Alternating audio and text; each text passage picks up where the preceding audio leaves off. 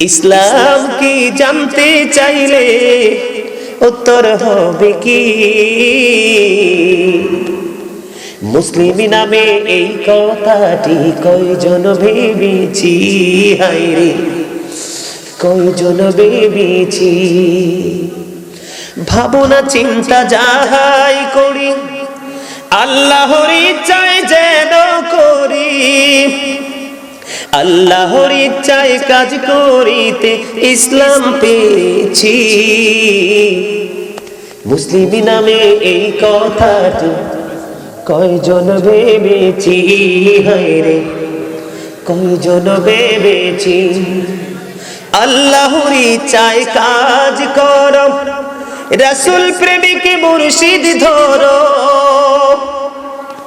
আল্লাহর ইচ্ছায় কাজ করো, রাসূল প্রেমিক মুর্শিদ ধরো। দুজাহানের সুখের ভান্ডার তোমায় দিয়েছি। মুসলিম নামে এই কথাটি কয়জন ভেবেছি। যে মুর্শিদ আল্লাহর ইচ্ছায় কাজ করে যায় সর্বদাই, সেই মুর্শিদের ইচ্ছায় আমি মিশে রয়েছি।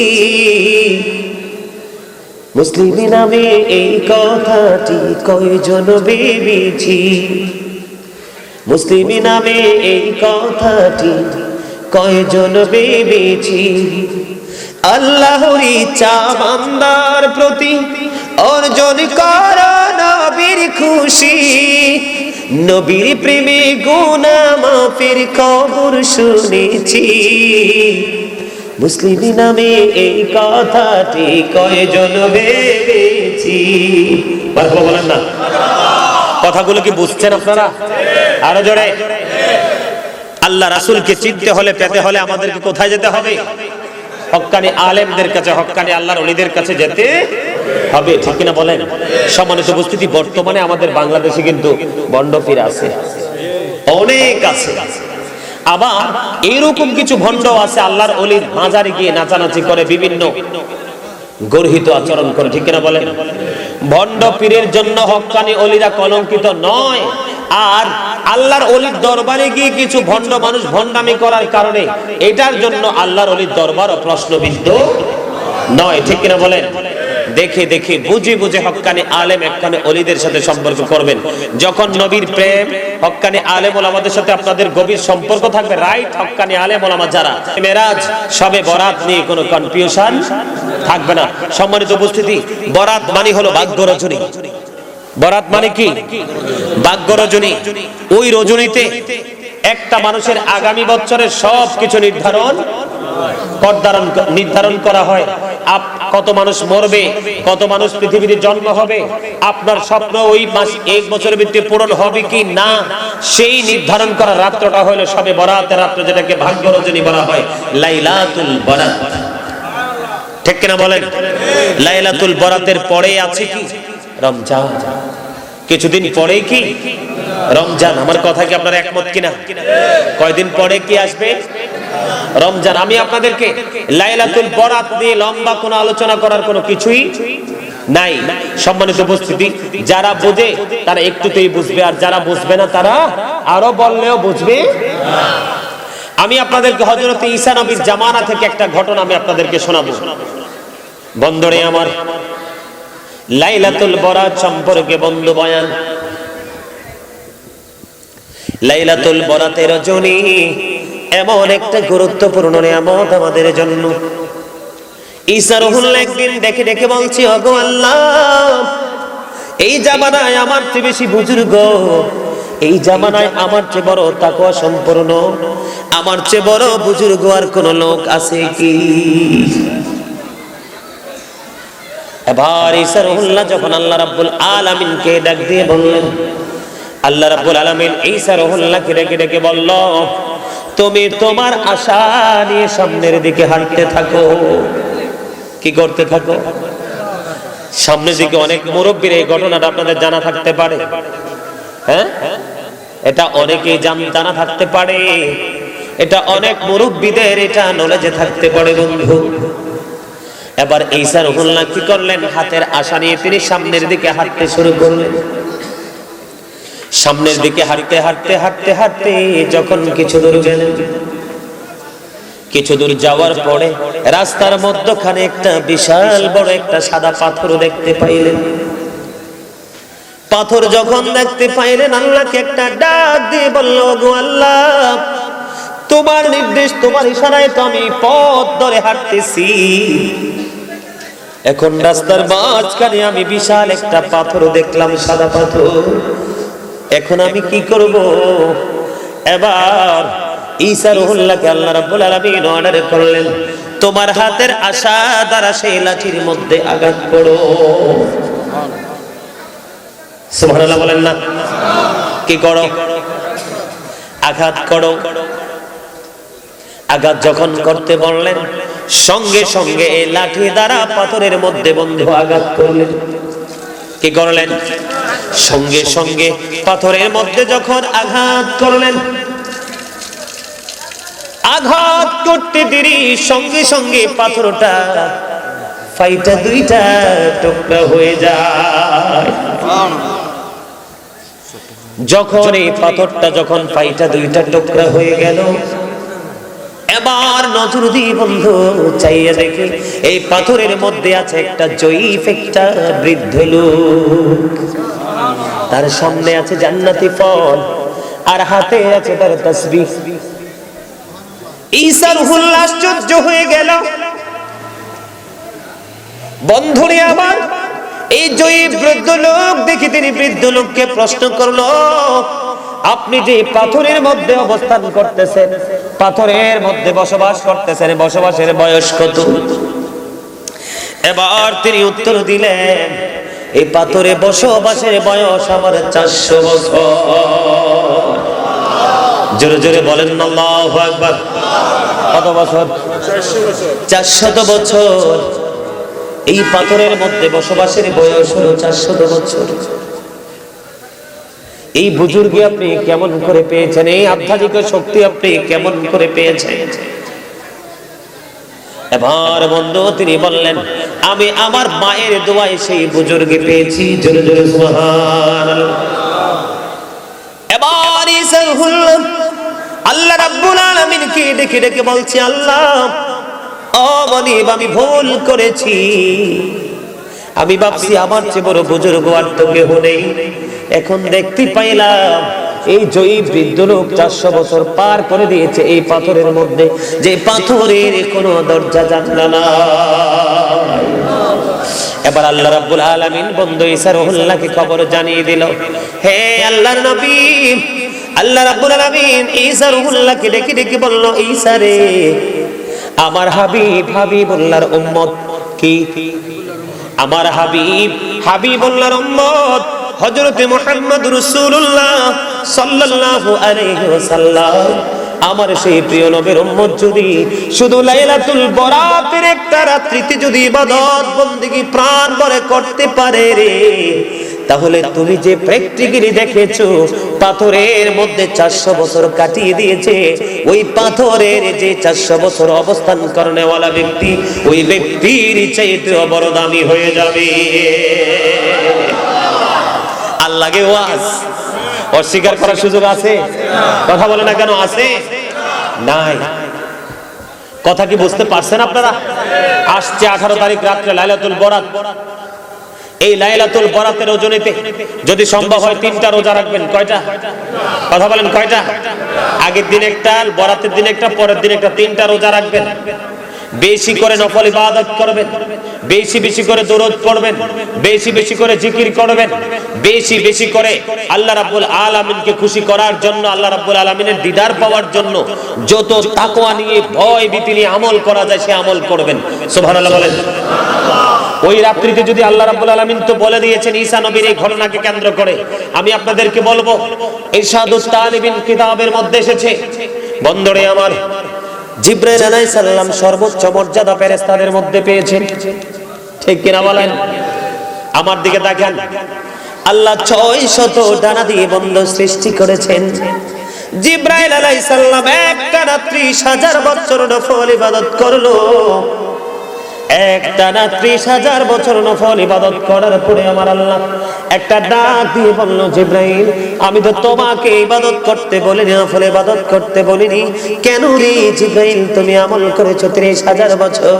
এবার জিব্রাইল একটা ডাক দিয়ে বলল, ওগো আল্লাহ, আপনি আমাকে 600 ডানা দিয়ে সৃষ্টি করেছেন, এত মর্যাদা দিয়েছেন, আমি শুকরিয়া স্বরূপ আমি নফল ইবাদত করেছি।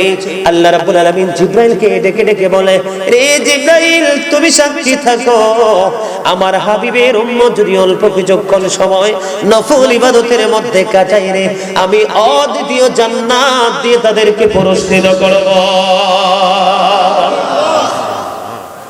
এখন কিন্তু আমাদের সুন্নাত নামাজ নাই, নফল নামাজ, বিশেষ করে আসরের সুন্নত তো ম্যাক্সিমাম লোকেই পড়ে না, এশার নামাজের সুন্নত তো ম্যাক্সিমাম লোকেই পড়ে না, ঠিক কিনা বলেন? আরো জোরে, আপনারা কি বুঝেন না? বুঝেন না কিছু? ফজর 4 রাকাত, 2 রাকাত আল্লাহর দিকে, 2 রাকাত আল্লাহর হাবিবের দিকে। জোহরের নামাজ 12 রাকাত, মাত্র 4 রাকাত ফারদুল্লাহ আর বাকি সব সুন্নাত রাসূলুল্লাহ। বুঝেন না এখানে আল্লাহ আল্লাহর হাবিবের সাথে কত মহব্বত, কত প্রেম, কত ভালোবাসা? জোরে বলেন না সুবহানাল্লাহ। এইভাবে আমল করতে প্রস্তুত আছেন তো? লাইলাতুল বরাতকে খুব মনে প্রাণে চমৎকার ভাবে আমরা বরণ করে নিব। বেশি বেশি করে লাইলাতুল বরাতকে নিয়ে আমরা আমল করব, আমাদের ভাগ্য যেন পরিবর্তন হয়, ঠিক কিনা বলেন? আল্লাহ যেন আমাদের ভাগ্যকে পরিবর্তন করতে পারে। আপনি পাহাড় পরিমাণ পাপ করছেন তো কি হয়েছে? একটা হলো লাইলাতুল বরাতের রাত, একটা লাইলাতুল মেরাজের রাত। কিসের রাত? একটা লাইলাতুল কদরের রাত, আর একটা ঈদুল ফিতর, আর একটা ঈদুল আজহা। কয়টা? কয়টা? এগুলো খুব গুরুত্বপূর্ণ সময়, গুরুত্বপূর্ণ। ওই সময় আল্লাহর কাছে দোয়া করলে আল্লাহ রাব্বুল আলামিন কবুল করবে। কথা কি বুঝতে পারছেন? সম্মানিত উপস্থিতি, উটের মালিক যেমন উটকে হারিয়ে পেরেশান হয়ে যায়, পাওয়ার পরে মহা খুশি, খুশি হওয়ার পরে আবার মালিক বলতেছে, আল্লাহ তুমি আমার বান্দা, আমি তোমার রব। সুবহানাল্লাহ বল না। মানে এত বেশি খুশি হয়েছে সে, উটের পিঠিতে তার প্রয়োজনীয় সব, উট হারানো মানে সব হারিয়ে যাওয়া।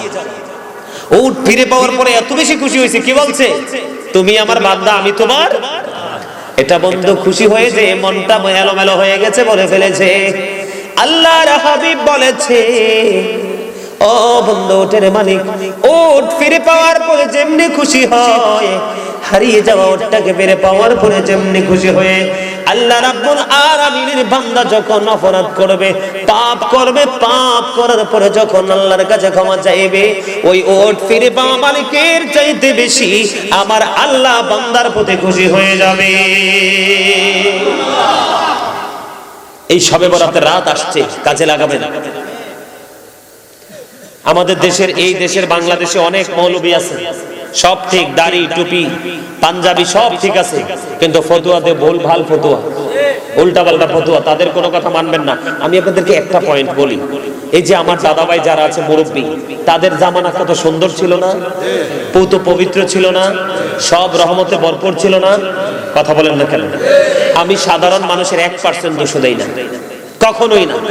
কারণ সাধারণ মানুষ তো যারা জেনারেল, তারা ইসলাম সম্পর্কে কিচ্ছু বোঝে না।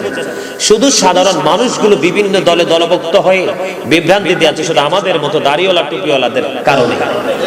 এই জন্য যেই কোনো মৌলবী ফতুয়া দিলে তাদের ফতুয়া মানবেন। আরে কি আমি আমল করবো, হে বেদাত। আপনি বেদাত বললে ভয় পান কেন? এগুলোই তো বেদাত। এই যে স্টেজে ওয়াজ করতেছি, এটাও তো বেদাত। নবীকে এভাবে ওয়াজ স্টেজে বসছে, মাইকে ওয়াজ করছে। ওরে বাবা, এবারে বাসর ঘরের মতো ফুলের বাগান সাজাইছে। এই যে টাইলস করা মসজিদে টাইলস লাগাইছেন, ফ্যান লাগাইছেন, আরামের জন্য এসি লাগাইছেন, এগুলোও তো বেদাত।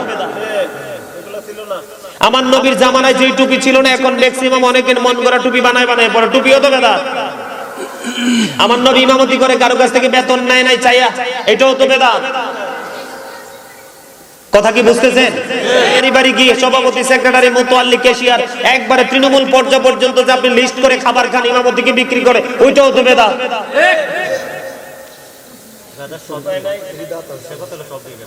আমার কথা কি আপনারা বুঝছেন? আমার কথা বুঝছেন? বেদাত বললে ভয় পাবেন না, এটা একদল নামদারি আলেমদের, এটা হচ্ছে একটা ধান্দা। এটা কি তাদের একটা কি ধান্দা? তারা আপনাদেরকে ধোঁকা দিচ্ছে। বেদাত বললে ভয় পাবেন না, ভয় পাওয়ার কোনো কারণ নাই। আরে মিয়া কত বড় দুষ্ট হইছে মিয়া। ওই আমাদের ওইখানে আমি যেখানে নামাজ পড়াই ওই দিকের আশেপাশে অনেক লোক আছে, বাবা মা মারা গেছে, কাঠ মোল্লার বুদ্ধি এরকম শোনা শুনছে, মা মারার পরে মুনাজাত দেয় না। চিন্তা করেন মুসলমানের চরিত্র কতটা নিচে নামছে। যেটা বলতে চেয়েছিলাম, আমার দাদা ভাইয়ের আমলে 4-5 গ্রাম খুঁজলে একটা হুজুর পাওয়া যাইতো না? যেমন আমাদের এলাকাতে আমার একজন জ্যাঠা ছিল, ওনাকে মুনাফ ডাক্তার বললে সবাই চিনত। আমি ছোট্ট থাকতে যেটা দেখছি, আমার জেঠা শুধু ছিল 4-5 গ্রামের মধ্যে একজন আলেম। হুজুর 4-5 জনের মিলাদের আয়োজন করতো। তো যেটা যখন আইতো তখন মিলাদ পড়ার পরে তো ওই খাবার খাইতো, নাইলে খাবার ঠান্ডা হইতো, আবার গরম করতো। তৎকালীন সময় আলেমের সংখ্যা কম ছিল, রহমতের সংখ্যা বেশি ছিল। আর এখন জাল মারলে মিয়া জালেও আটকাবে না মুফতি। সেই তুলনায় রহমত খুঁজে দেখেন আপনি, পাহাড়ের চূড়ায়ও নাই। আপনি দেখতেছেন রহমত দেখা যায়, কিন্তু তার ধরতে পারতেছেন না। যত যান ধরতেছে ততই পালায়া যায়। কারণ ওই যে ঈমান, আমল, আখলাক, চরিত্র সবগুলো আমরা শুধু টাকার কাছে, অর্থের কাছে বিক্রি করে দিয়েছি। আর সঠিক আলেমের পিছনে নামাজ পড়বেন। আমি বলে গেলাম, ওই হাদিস শরীফ মনে আসেনি? আল্লাহ রাসূল কি বলেছেন? তোমরা তাদের থেকে দূরে থাকো, তাদেরকে দূরে। ওই সমস্ত নবীর দুশমন, আহলে বাইতের দুশমন, মেরাজের দুশমন, বরাতের দুশমন, নফল ইবাদতের দুশমন, মিলাদ নিয়মের দুশমন, এদের থেকে সাবধান থাকবেন। এদের সীমানাও পাড়া দিবেন না। মনে রাখবেন, এদের কথা কিন্তু মধুর চেয়ে মিষ্টি, আত্মা কিন্তু বাঘের চেয়ে হিংস্র, চরিত্র ফেরাউনের মতো। আমনের যখন দেখবো আপনি মোটামুটি একটু নরম, কইব চাচা আপনারা দেখতে ওমর রাদিয়াল্লাহু তাআলা আনহুর মতো মনে হয়। এটা কিন্তু চাচার আলু ফাম দিছে। কি দিছে? কারণ চাচার পকেটে মোটা অঙ্কের টাকার ভান্ডল দেখা যায়। ঠিক কিনা বলেন? আমার কথা কি বুঝে আসছে? আরে যার বুঝে আইতো না সে যাইবেন সারে খালে। এখানে আমি কোন পক্ষ বিপক্ষ কারো দল না। আল্লাহ রাব্বুল আলামিন একদিকে বলেছে সত্য কথা বলো, আল্লাহ রাব্বুল আলামিন আরেক দিকে বলেছেন ইয়া আইয়ুহাল্লাযীনা আমানু কু আনফুসাকুম ওয়া আহলিকুম নারা। আল্লাহ বলেছেন O believer, save yourself and your families from the fire. আল্লাহ বলেছেন তুমি জাহান্নাম থেকে বাঁচো এবং তোমার পরিবারকেও বাঁচাও। সুবহানাল্লাহ। আপনারা আমার পরিবার, আমার বাড়ি নিয়ে যেখানে হোক, আমরা কি মুসলমান না? সুন্নি জামাত না? নবীর সৈনিক না? হোসাইনি কাফেলার লোক না? তাইলে আমার বাড়ি আপনার, আমি ওই লন্ডনে যারা আছে তারাও আমাদের সদস্য। ঠিক কিনা বলেন? মজার খবর না? জীবনে যদি কোনো সঠিক লোককে, নবী আল্লাহ রাসূলের প্রেমিককে ভালোবাসা মরতে পারেন, জীবনে যদি দেখাও না হয়, তার সাথে আপনার হাসর হবে। আরে ভাই, একাধিক রাওয়ায়াতে। আমি 2 মিনিট আপনার একটু সময় নষ্ট করে বলেন। আমি একটা জিনিস জানতে, যে আমরা দেখি অনেক একদল বাইটে বন্ধু, আমি এদের বাইটে বন্ধু। আচ্ছা আচ্ছা। ওই এন নিয়ত বাঁধে। আচ্ছা। আমার ইমাম সাহেব নিয়ত বাঁধে নাবি। আমি বাংলাম এখানে এর সম্বন্ধে একটু কথা বললে। আমার এখানে কটা বাইটে বন্ধু আছে। উনি মেম্বার সাহেব, আপনি রানিং মেম্বার? না, রানিং না, সাবেক। ওরে বাবা, বিশাল ক্যারিয়ার তো। ওনার অনেক অভিজ্ঞতা আছে। উনি বলছে এখানে নাকি একটা বাইটটা ইন্দুর আছে ওনাদের এদিকে, এখানে ধরে। শোনেন, আমি আপনাদেরকে বলি, মাযহাব মানা ফরজ। মাযহাব মানা কি? আমি আপনাকে একটা দলিল দিব সোজা, আমি আপনাকে একটা দলিল দিব সোজা, কারণ আমি রমজান নিয়ে একটু আলোচনা করবো। তারপর আলোচনা শেষ করবো, প্রায় 2 ঘন্টা হয়ে গেছে। কি তারি গড়ি ওটা দুষ্ট মিয়া, এটা একদম দ্রুত গতিতে দৌড়ায়। ঠিক কিনা বলেন? শোনেন, আমরা নিয়ত বাঁধবো কিভাবে? পুরুষের জন্য হচ্ছে হাত বাঁধা। কি? হানাফি মাযহাব অনুযায়ী এই যে এদিকে তাকান, এই যে বৃদ্ধা আঙ্গুল কনিষ্ঠ আঙ্গুল দিয়ে এভাবে ধরবেন, 3টা আঙ্গুল এভাবে ছেড়ে দিবেন। কি করবেন? হাত যেখানে যায় সেখানে হচ্ছে আপনার নিয়ত বাঁধার জায়গা। এটা ইমাম আজম আবু হানিফার মত। ঠিক কিনা বলেন? পুরুষরা হাত বাঁধবে, মহিলারা হাত রাখবে। এখন কিন্তু মহিলা পুরুষের কোনো ভেদাভেদ নাই, এক কথায় এটি খারিজি। আরে এটি কি এক কথায় কি এরা খারিজি? আরে মিয়া, আমাদের দেশে একটা নোয়াখালী আছে না, আই করছি, আই দচ্ছি, আই চলিয়েছি, মনে আছে নি? এটার মিয়া গায়ের পোশাক দেখলে আমার পায়ের বালু সব জোরে মাটিতে পড়ে যায়। এটা বলে মাদ্রাসার মুহাদ্দিস। আর আমি আমাদের কুমিল্লা আলিয়ার মুহাদ্দিস দেখলে মেয়ে এখনো থরথরাই নিয়ে গাও কাঁপে। আর এই মুহাদ্দিস দেখলে মনে হয় যে শিয়ালের সাথে প্রেম করছে। কথা বলেন না কেন? নাকি আমি বানাইয়া বলছি কথা? একই নিয়ে কোনো কথা আমি বলতাম না। কেন বলছি জানেন? ও বলতেছে হজ করতে গেছে মক্কাতুল মুকাররমায় গিয়ে ফেসবুকে লাইভ দিয়ে বলতেছে অল্প সময়ের মধ্যে মাযহাব ডিলিট করবে, তোমার বাবার সম্পদ মাযহাব। এই মিয়া, ফুলের নির্যাস যেমন মধু, ফুলের নির্যাস কি মধু, মাযহাবও কিন্তু এরকম। সকল গবেষণার মধ্য দিয়ে আপনার জন্য একটা সহজ সরল একটা পথ আপনার জন্য বের করা হয়েছে, আপনি যেন সহজেই পথে হেঁটে জান্নাতে যেতে পারেন। আর এটা মানা মুমিনের জন্য ফরজ। আমনে কোন এইটা? আরে মিয়া নবীরে কয় আমাদের মতো। আমার সামনে কইতে পারে না, না আমনে কো সামনে কইতে পারে না, আঙ্গো সামনেও কইতে পারে না। আই বেড়া হইছি সুইটটা, সব জায়গায় খুলি শুধু গিটটা। কথা বুঝেন নাই? আমার কথা বুঝতে পারছেন? আরে মিয়া আপনি কয়েক হাজার কোটি টাকার মালিক, আই ডোন্ট কেয়ার, কিচ্ছু করার নাই। কারণ আল্লাহ কোরআনে বলছে ইন্নামা ইয়াখশাল্লাহা মিন ইবাদিহিল উলামা। আল্লাহ কোরআনে বলেছে আল উলামাউল ওয়ারাসাতুল আম্বিয়া। মনে রাখবেন, the rich are not always happy. ধনীরা সব সময় সুখী নয়, যারা দুনিয়ার ধনী। তবে ওই ধনী আবার অলওয়েজ হ্যাপি। আল গিনা গিনান নাফস, প্রকৃত ধনী হলো আত্মার ধনী। এই ধনী আবার অলওয়েজ হ্যাপি, দুনিয়াতেও সুখী, মরার পরেও সুখী। কথা কি আমার বুঝে আসছে? আমার কথা বুঝতেছেন? আরে পৃথিবী থেকে 1,40,000 মাইল দূরে চাঁদ। 1969 সনে Neil Armstrong 50 lakh crore dollar ব্যয় করে চাঁদের দেশে গেছে, বিন্দু পরিমাণ বালুকণা নিয়ে ফিরে আসছে। আর আপনার আমার নবী পৃথিবী থেকে ইশারা করতে দেরি, চাঁদ দুইটা টুকরা হইতে দেরি হয় না। সুবহানাল্লাহ। কথা কি বুঝে আসে না? এই কই যান বইয়ের নিয়ে? বিশ্বের যে অ্যাস্ট্রোনমার, এদের গবেষণা বের হয়েছে, আমার দিকে তাকান। ওরা বলেছেন আকাশের মধ্যে 200 ক্রোড় গ্যালাক্সি আছে। এই এদিকে দেখেন, আকাশের মধ্যে 200 কোটি ছায়াপথ আছে। প্রত্যেকটা ছায়াপথের মধ্যে, যুবকদেরকে বলছি ভালো করে শোনো, প্রত্যেকটা ছায়াপথের মধ্যে 10,000 কোটি করে তারা আছে। এর মধ্যে একটা তারার নাম হলো নিউট্রন স্টার। এই নিউট্রন স্টার তারাটার এক চা চামচ পদার্থের ওজন হলো 1000 মিলিয়ন টন। কত হাজার? কথা বলেন, 1000 মিলিয়ন টন। তাহলে আপনারা বলেন একটা তারার ওজন কত হতে পারে? এটাকে বের করার ক্ষমতা পৃথিবীর কারো আছে? এখন প্রশ্ন হলো আপনাদের কাছে আমার, সাধারণ বিবেক দিয়ে আপনারা বিবেচনা করবেন, এই যে এত তারার ওজন বহন করছে, আকাশে এগুলো ঘুটি আছে? নাই। আল্লাহ আসমানকে বলছে কোরআন নাও, নাকচ করে দিয়েছে সরাসরি, এই কোরআনের ভার সইতে পারবো না। জমিনের মুখে কত বিশাল বিশাল ভবন, প্রাকৃতিক কোনো দুর্যোগ না আসলে কখনো এগুলো ধসে পড়ে না, ভেঙে পড়ে না। আল্লাহ যখন জমিনকে বলল কোরআন নাও, ছোট্ট একটা কিতাব, দেখতে ছোট্ট, দেখতে কি এটার বিশালতা, আসমান জমিন চন্দ্র সূর্য সৃষ্টি জগতের সীমারেখা যতটুকু, তার চাইতে বড় পাওয়ার। ঠিক কিনা বলেন? আরো জোরে বুঝেন নাই? আর জমিন না করে দিচ্ছে না, আল্লাহ কোরআনের ভার সইতে পারবো না। কোরআন আইছে কার কাছে? আল্লাহর প্রিয় হাবিব হাবিবুল্লাহর কাছে। আপনাদেরকে একটা एग्जांपल দেই, দাঁড়ান। সূরা কাউসার সবচেয়ে মজার না, সবচেয়ে ছোট না? সূরা কাউসার কেন নাযিল হয়েছে জানেন? আমার নবীকে যখন আবতার বলেছিল, কি বলেছে? আবতার, নির্বংশ বলেছে, নিঃস্ব বলেছে, তখন আমার নবী খুব কষ্ট পাইছে। আপনারা যারা বুদ্ধিমান মানুষ, বিশেষ করে কলেজ ইউনিভার্সিটির আমার ভাই যারা আছো, তোমাদেরকে আমি বলছি, কারণ আগামী প্রজন্ম তোমাদের হাতে। তোমরা একটু বাংলা কোরআন শরীফ, ইংলিশ কোরআন শরীফ একটু তালাশ করে তোমরা খুঁজে দেখবে। কোরআন শরীফের আয়াত নাজিল হওয়ার আগে, সূরা নাজিল হওয়ার আগে তার ব্যাকগ্রাউন্ড তৈরি হয়েছে, অবতীর্ণ হওয়ার কারণ তৈরি হয়েছে। সূরা কাউসারটা নাজিল হওয়ার কারণটা, আল্লাহর হাবিবকে আবতার বলতে দেরি আল্লাহ রাব্বুল আলামিন কষ্ট পাইছে, সঙ্গে সঙ্গে জিবরাইলকে দিয়ে সূরা কাউসার পাঠিয়ে দিয়েছে। ওগো হাবিব, আপনি কোনো টেনশন করবেন না গো হাবিব। আজকে যারা আপনাকে আবতার বলেছে, নির্বংশ বলেছে, তারাই কাল কিয়ামতের দিন নির্বংশ হয়ে যাবে গো।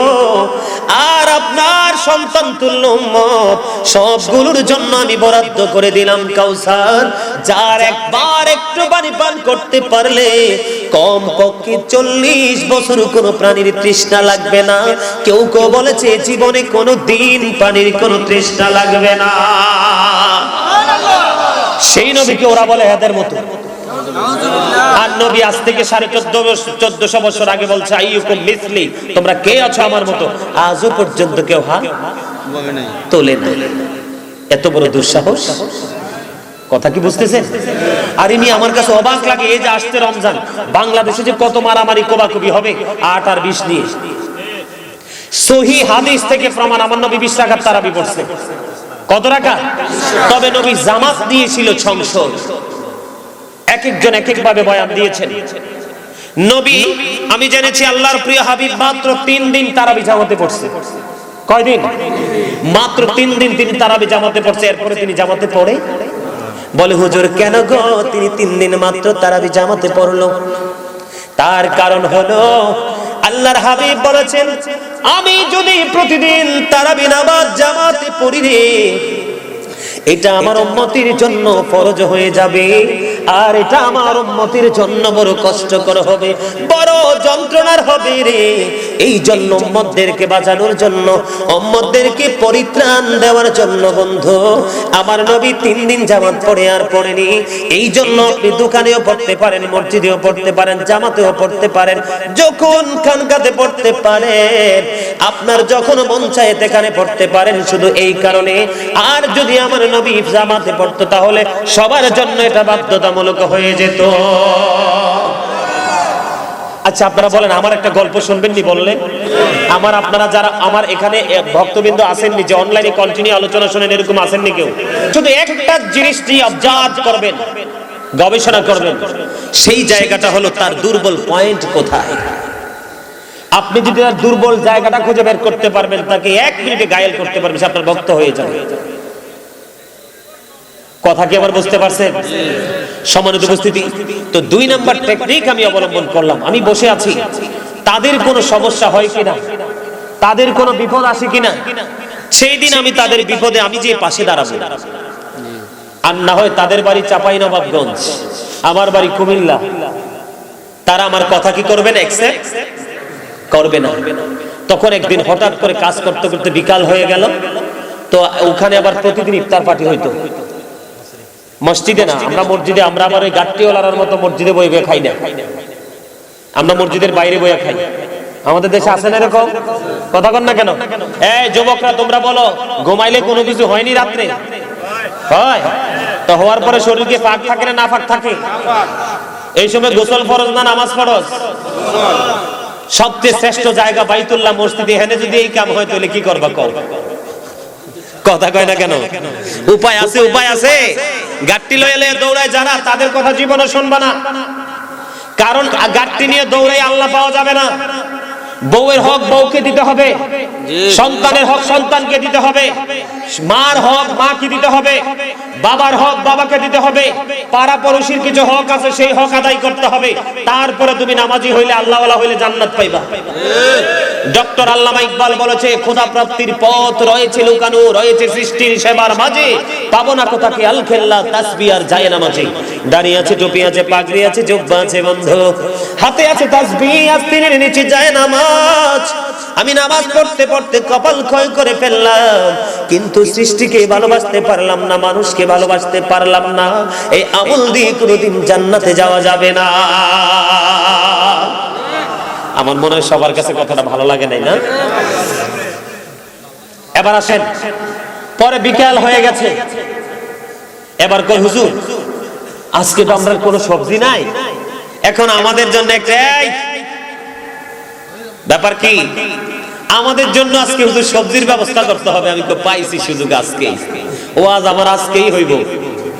তাই আপনারা টেনশন করবেন না, আমি সবজির ব্যবস্থা করব। তো কি করলাম, আমরা গ্রামে যখন ছিলাম তখন কিন্তু আমার ছোট্ট একটা ভাই আছে, এখন সে বাহিরে আছে। তো সে আবার মানে আপনার পড়ালেখার ফাঁকে ফাঁকে আপনার ওই যে সবজি রোপণ করতে পছন্দ করত। মানে তার অনেক পছন্দ যে রান্না করার সময় হলে খেতে গিয়ে সবজি কাটতে না রান্না করব খাবো, এরকম একটা স্বপ্ন। তো তখন ছিল আমাদের লাউ ক্ষেত, একবার নতুন লাউ নামছে, বাচ্চা মজা থাকে একটা লাউ আনলাম, তাই না দিছি। ওরা এই রাত্রে লাউ ডাল টাল দিয়ে ভাজি টাজি করে খুব মজা করে খাইছে। তা আমি যখন পরের দিন মাদ্রাসাতে আসলাম, আসার পরে হুজুর খুব মজা হয়েছে আপনার সবজি লাউটা। আমি আবার আমার বলতেছে হুজুর টাকা কত দিতে হবে? আমি আপনারা তো আমার মেহমান, টাকা লাগবে না, প্রয়োজন হলে আর বলবেন, আমি আপনাদেরকে হেল্প করব। তো এই করতে করতে করতে করতে তাদের সাথে আমার একটা গুড কমিউনিকেশন একটা তৈরি হলো, রিলেশনশিপ তৈরি হলো। পরে এক পর্যায়ে কথা বলতে বলতে যে আমাদের মিলাদ নিয়ে আমরা যে দাঁড়াইয়া রাসূলকে সালাম দেই, ওই এলাকায় নাকি ওরা জীবনেও দেখে না। আসলে তখন বুঝলাম দোষ তো তাদের না, দোষ হচ্ছে তাদের দুষ্ট লিডারদের।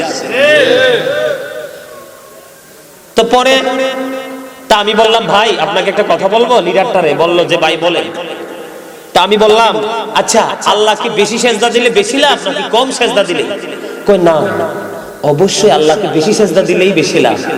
তাইলে ভাই আমরা প্রতিদিন 20 রাকাত তারাবি পড়ি আর আপনারা 8 রাকাত পরে বসে থাকেন, যেহেতু প্রতিদিন খাবারটা আমাদের নামাজ মিলাদ শেষ হইলেই খান, তাইলে আমি বিশ্বাস করি আপনি যদি বুদ্ধিমান হন আগামী দিন থেকে আপনারা আমার সাথে 20 রাকাত নামাজ পড়বেন, কারণ আল্লাহকে যত বেশি সেজদা দিতে পারবেন তত বেশি লাভবান হতে পারবেন। তারা আবার এই কথাগুলোকে খুব সূক্ষ্মভাবে মাথায় আটকাইছে। গবেষণা করতে করতে দেখি পরের দিন থেকে দেখি এবার তারাবিও 20 রাকাত এবং মিলাদও ছাইরা যায় না। সুবহানাল্লাহ। বিশ্বাস করবেন রমজানের 2-3 দিন তারা 8 রাকাত করে পড়ছে, পরের দিন থেকে পুরো রমজান ঈদ পর্যন্ত তারা, ঈদের আগ দিন পর্যন্ত তারা আপনার আমার সাথে 20 রাকাত তারাবি পড়ছে এবং মিলাদ পড়ছে। এবং সর্বশেষে যাওয়ার সময় বলছে হুজুর এই আমলগুলো আল্লাহর দরবারে কবুল হবে কিনা জানি না হুজুর, তবে সত্য একটা কথা, আপনার এই মিলাদ, আপনার এই নামাজ, আপনার এই দুরূদ বাচ্চাদেরকে যে শেখানো হুজুর আমাদের আত্মাতে প্রশান্তি দিয়েছে। জোরে বলেন না সুবহানাল্লাহ। আর একটু মহব্বতে সুবহানাল্লাহ। সম্মানিত উপস্থিতি, সাধারণ মানুষগুলোকে বোঝাতে হবে আসলে একটা সমস্যা কি জানেন, যেই দিকে হক্কানি সুন্নি আলেম আছে ওই সঠিক কথাগুলো বলে তারা সুন্নিয়তের আওতায় চলে আসছে।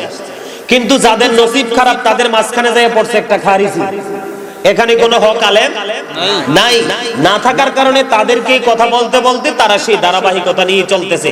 আসলে কিন্তু সাধারণ জেনারেল মানুষের কোনো দোষ নেই। সম্মানিত উপস্থিতি, আমি আজকে আর বেশি আলোচনা করব না।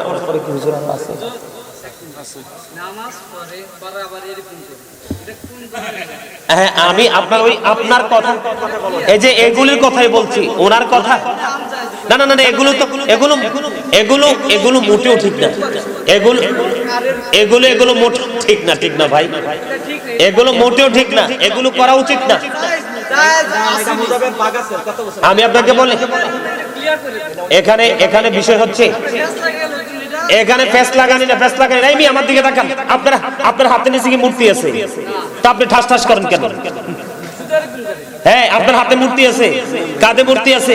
এটা তো ওই কালে নামাজীদেরকে ট্রেনিং দেওয়া হয়েছিল নামাজ পড়ানোর জন্য। কিসের জন্য?